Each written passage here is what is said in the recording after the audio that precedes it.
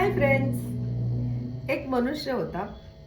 त्याला कुणीतरी सांगितलं की तुला मरणानंतर स्वर्ग मिळणार नाही.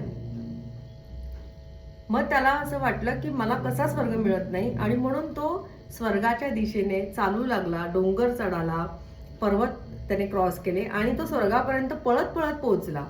आणि मग द्वारपालाला त्याने सांगितलं, बघ मी इथेपर्यंत पोहोचलोय. द्वारपाल म्हणाला, नक्कीच सर, तुम्हाला कृष्णाने जे पाय स्ट्रॉंग दिले आहेत, ज्याच्यामुळे तुम्ही चटकन पर्वत चढलात आणि इथे पोहोचलात. एक गीतेत श्लोक आहे, इदमद्य मया लब्धमिमं प्राप्से मनोरथम इदमस्तीदमपि मे भविष्यति पुनर्धनम.